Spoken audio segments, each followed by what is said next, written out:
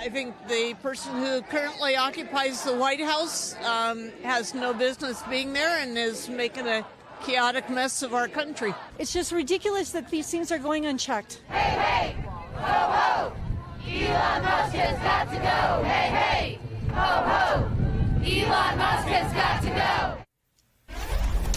If you bought a mattress today, no judgment, but that is how thousands of our fellow Americans decided to spend their day today. It is what is being called the Not My President's Day protests. They are protesting in Portland, Oregon, in Vancouver, Washington, in Orlando, in Arizona, in Utah, in West Virginia, holding signs that say, "No kings, where law ends, tyranny begins." In Houston, chanting, "No one voted for Elon Musk." Organizers say the protests are in response to, quote, the anti-democratic and illegal actions of the Trump administration, including what can only be described at this point as a purge across multiple government institutions, like the VA, which provides health care to America's veterans, and USAID, which provides humanitarian aid all around the globe, and the Department of Education, and the Consumer Financial Protection Bureau, and the National Animal Health Laboratory Network, which, in plain English, they're the people who protect us from the next bird flu, or the one that's here now. But as the Trump administration is learning, when you use a blunt instrument instead of a scalpel or a budget plan to suddenly and abruptly shrink government agencies, you end up kneecapping the things that are actually essential to American life and Americans and their family safety and a family's money. When you take a blowtorch to all American institutions, as the Trump administration is doing, people tend to rise up and protest. The other thing that happens, well, stuff usually backfires, like how it backfired when the Trump administration fired nuclear safety workers whose agency oversees the nation's nuclear stockpile. And then after firing them, thought, maybe we need those guys. They are now trying to unfire them, but they can't because they're struggling to find them because they didn't have their new contact information. Or the decision to fire hundreds of FAA employees just as that agency is reeling after the deadly collision at Reagan National Airport less than 1 month ago.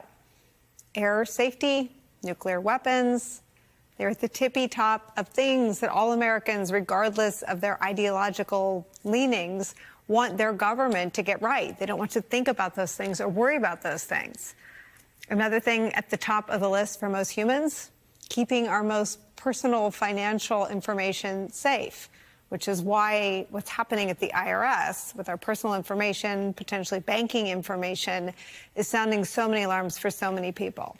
Not only has the Trump administration identified 15,000 employees for possible termination, but now the Washington Post is reporting Elon Musk's Doge team is seeking access to, quote, a heavily guarded IRS system that includes detailed financial information about every taxpayer, business and nonprofit in the country, sparking alarm within the tax agency. Quote, under pressure from the White House, the IRS is considering a memorandum of understanding that would give officials from Doge, broad access to tax agency systems, property, and data sets.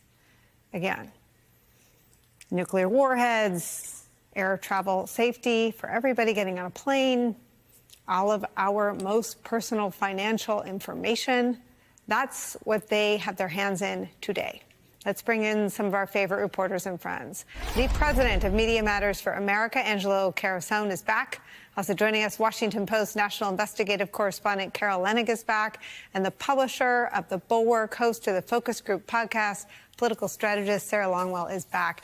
Carol, the Post has some extraordinary reporting and really is the home paper for many of the federal workers who are impacted. This is well beyond sort of where the rhetoric meets the audacity of Trumpism in terms of slashing and shrinking the federal workforce. This is dismantling things that have never been touched because there's no appetite among the public for dismantling them. So right, Nicole. I really do have to give a shout out to the team at the Washington Post that has been drinking from this fire hose.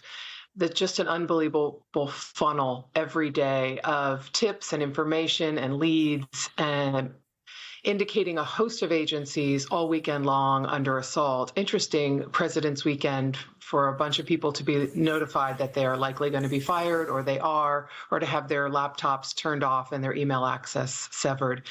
But it is an endless barrage for those federal employees.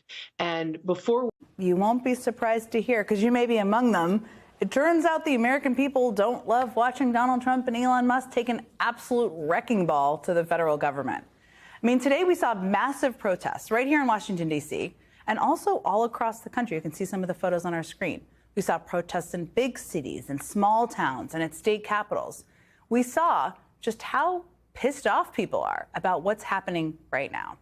And who could blame them? I mean, we just learned that Elon Musk's Doge crew is trying to get access to personal taxpayer data at the IRS. So basically, the world's richest man and his band of 20-something cronies want access to your personal data. They want access to your tax returns, your addresses, your employment information, your banking details, and your social security numbers. I mean, this is the kind of issue that hits home for all of us. I'm sure it hits home for you, because most of us pay taxes, right? Just like most of us fly in on airplanes. And today, unbelievably, there was another major commercial airline incident. A Delta plane that took off from Minneapolis flipped over when it was attempting to land in Toronto. Nobody was killed, but at least 17 people were injured. And of course, it's just the latest in a series of air incidents since Trump was sworn in. And since an Army helicopter and an American Airlines plane collided right here in Washington, killing 67 people. Well, today, just 19 days after that tragedy, we are also getting new details about the Trump administration's purge of hundreds of critical air safety workers at the FAA. And I'm going to go into more detail also with somebody who knows a lot about it in just a moment. But the larger point is this. Donald Trump and Elon Musk are screwing around with government in all sorts of ways that impact you personally, and in ways that impact our national security and our safety more broadly. And in that process, they are teaching us a whole lot about all of the ways that government actually keeps us safe. For example, I mean, when the U.S. military needs to deploy more nuclear warheads on its planes and submarines to defend us, do you know who actually holds the components for those weapons? Who puts them together, makes sure they're safe, and delivers them to the Pentagon? Well, most of that work is actually done by the same people who also refurbish old nuclear weapons and dismantle the retired ones. And it all happens at one plant on the Sandy Plains outside of Amarillo, Texas, called the Pantex plant. It's where the employees and contractors for the Department of Energy are constantly inspecting and outfitting America's nuclear weapons with high explosives, as well as their cores of highly radioactive uranium and plutonium. All of this highly secretive, highly dangerous work is run by the Department of Energy's National Nuclear Security Administration. They oversee the U.S. nuclear stockpile and its components, not just at Pantex, but at an entire network of plants, labs, and bases across the country. The NNSA does all of that and transports nuclear material on U.S. highways using a highly trained and heavily armed fleet of trucks and vehicles. And this is all overseen by career staff with very, very specific expertise. For some of them, decades of it. It's also the sort of government function that we don't think about all the time. I hope you don't think about all the time. But it's always working in the background. It has to work because you can't mess around with the people who handle our nuclear weapons. Well, I mean, at least you thought you can't. The latest bit of information coming in from the National Nuclear Security Agency, which is tasked with overseeing and building the nation's nuclear weapons stockpile. Their notices have gone out with termination for probationary employees effective immediately. That's right. So as part of its purge of government employees, Elon Musk and his merry band of young Doge axemen unilaterally fired 350 workers at the agency responsible for safeguarding nuclear arms components. And almost immediately, they realized they'd made a terrible mistake. NBC News has obtained an email sent to employees of the National Nuclear Security Administration. It says in part the termination letters for some NNSA probationary employees are being rescinded, adding that officials do not have a good way to get in touch with those personnel.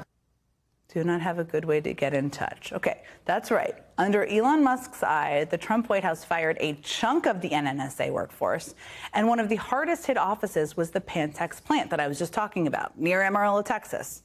They saw about 30% of the cuts. You know, that's the plant where employees work on reassembling warheads, one of the most sensitive jobs across the nuclear weapons enterprise. Folks, it's extremely rare a government this new is protested so vigorously, and it deservedly so in this case. Normally, even when politicians don't deserve it, they get a honeymoon, right? Like, we know how bad that Bush administration ended up being. We know how awful and corrosive it took years to find out the Reagan administration was, all the damages they do. It's like, why is this broken? You could take it back to old Republican administrations. But protests against them often didn't ramp up until years into their administration, in some cases not really going off until well into their second term when they truly became unpopular.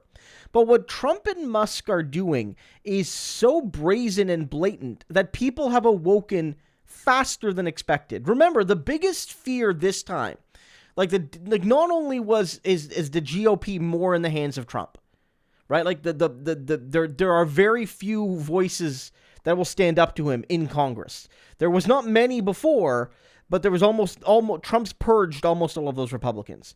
That was a big fear. But one of the biggest fears was people aren't going to be excited this time. Like, excited in a bad way, like fearful excited. That everyone was shocked into action in 2016 because no one expected, even Trump, no one expected him to win. But this time we knew it was a possibility. We knew it was a possibility all along. The polls in the summer before Kamala came in, we knew it was a possibility. And yet people seemed at first to be reluctant. Well, we can have one fine silver lining, a very thin silver lining, that Donald and Musk's attacks, so shocking in their hatred for democracy and for the American working class person, that everyone is wide awake, maybe even more than they were in 2017.